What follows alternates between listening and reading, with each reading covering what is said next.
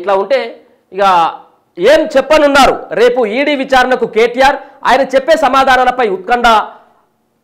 Formula ఈ car race కేసులో enquiry, తన ఆదేశాల మేరకే నిధులు బదిలీ అయ్యాయని ఏసీబీ విచారణలో కేటీఆర్ స్పష్టం.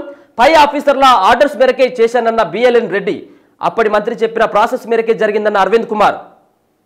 ఫార్ములా ఈ కార్ రేస్ కేసులో A1గా ఉన్న మాజీ మంత్రి కేటీఆర్ను ఎన్ఫోర్స్మెంట్ డైరెక్టరేట్ ఈడీ అధికారులు రేపు విచారించనున్నారు.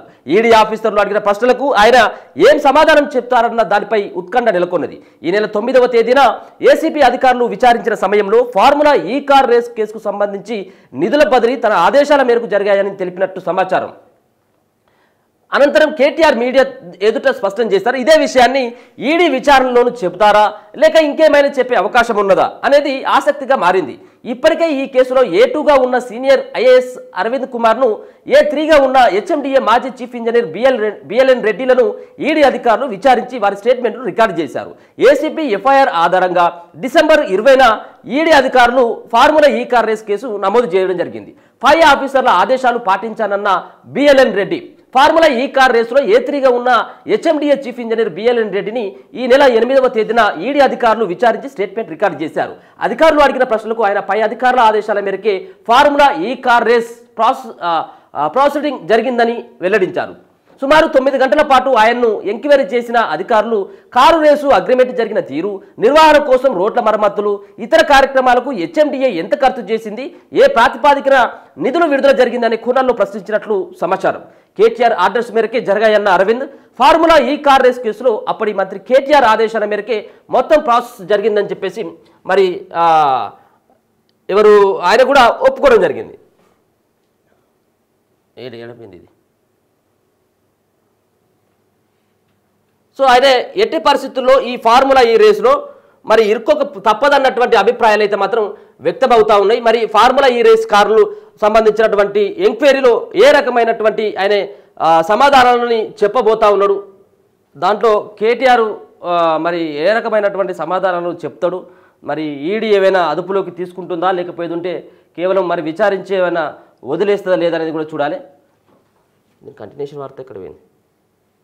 సో అనేది మరి ఏ విధంగా ఉండబోతా ఉన్నది కేటీఆర్ సంబంధించినటువంటి ఆ విచారణ.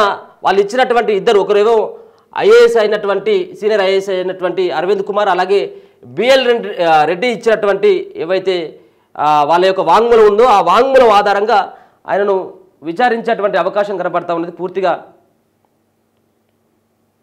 ఇది senior IAS Arvind Kumar ED అధికారులకు సమాధానం చెప్పినట్టు తెలుస్తుంది. ఈ నెల 9న అరవింద్ కుమార్ ఈడీ విచారణకు హాజరయ్యారు.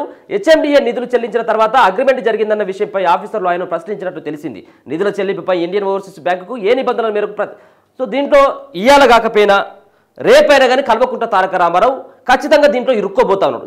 ఇది కేవలం ఈ 50 మొత్తం ఉన్నటువంటి 9.5 ఏళ్లలో వీళ్ళు చేసినటువంటి ఈ యొక్క కుంభకోణాలు లంబకోణాలు కేవలం 55 కోట్లు, అంటే 55 కోట్ల కుంభకోణం కాదు.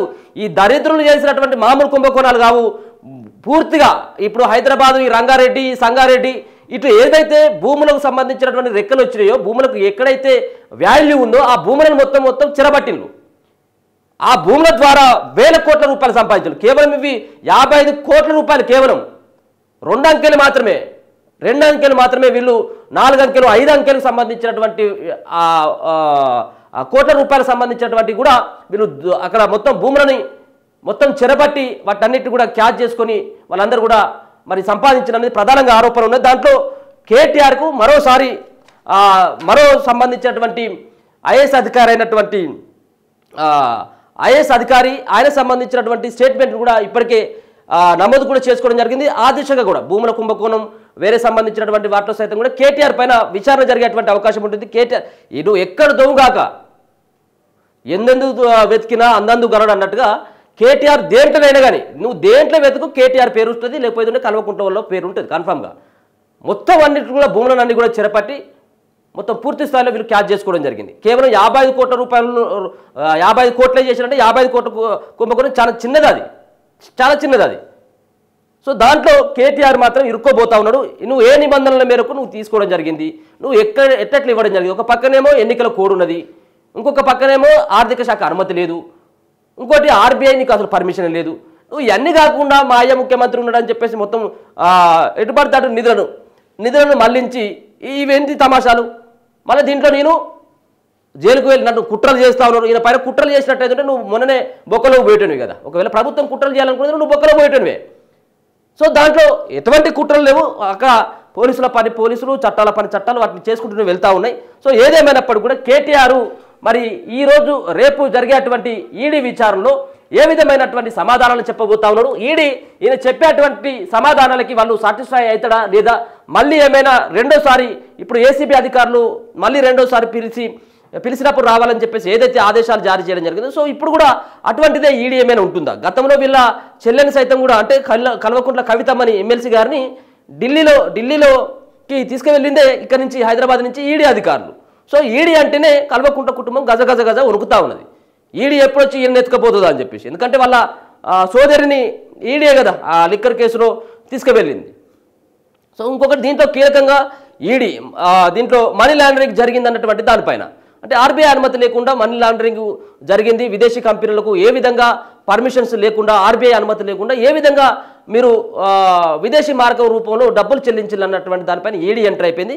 ఈడీ సైతం కూడా దీంట్లో కన్ఫామ్గా కేటీఆర్కి మరి ఈడీ ఉచ్చు బిగించబోతా ఉందనేది స్పష్టంగా చెప్తా ఉన్నది. ఈయన ఏమైనా సమాధానాలు చెప్తాడు? మొన్న జరిగినటువంటి ఏసీబీ విచారణలో చెప్పినటువంటి సమాధానాలే చెప్తాడా? ఏసీబీ అడిగేటువంటి ప్రశ్నలు మరి ఈడీ అడగకపోవచ్చు. కేవలం మనీ లాండరింగ్ జరిగిందన్నటువంటి దానిపైన ప్రత్యేకంగా వాళ్ళు అడిగేటువంటి క్వశ్చన్స్ ఉంటాయి. మరి దానికి ఏ విధమైనటువంటి సమాధానాలు చెప్తాడు? పూర్తిగా గతంలో చూడడం జరిగింది, నాకేం సంబంధం లేదని చెప్పేసి కోర్టు ఆశ్రయించడం జరిగింది. మొత్తం అంతా కూడా అధికారుల మీదకి నెట్టేసేటువంటి ప్రయత్నం. ఏది ఓడ దాటేంత వరకు ఓడ దాటినాక బోడమల్లన్నటువంటి తిరిగి పాపం అక్కడ ఉన్నటువంటి అధికారులను బలి చేసింది. ఇప్పుడు బిఎల్ఎన్ రెడ్డిని అలాగే అరవింద్ కుమార్ని వాళ్ళను బలి చేసి వాళ్ళకు సంబంధం కానీ నాకేం సంబంధం అని చెప్పేసి ఆయన చెప్తా ఉన్నాడు.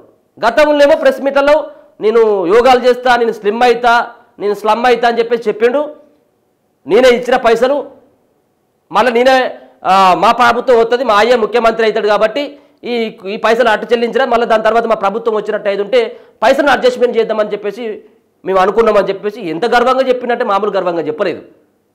కానీ ఇక్కడ ఉన్నటువంటి తెలంగాణ ప్రజలందరూ కూడా పాతరేస్తే పాతాళానికి పోయిండు. ఒకవేళ కనుక ప్రభుత్వం కనుక మళ్ళీ వచ్చినట్టు అయితే ఉంటే ఇంకెన్ని ఉన్నాయో ఇంకా దీంట్లో తొవ్వెర కొద్ది వెళ్తూ ఉన్నాయి. అన్నిట్లలో కుంభకోణాలే. కరెంట్లో కుంభకోణమే, కాళేశ్వరంలో కుంభకోణమే, భూములలో కుంభకోణమే, ఇటువంటి రేసులలో కుంభకోణాలే. ఒక్కటా మామూలు కుంభకోణాలు కాదు వీళ్ళందరికీ కూడా.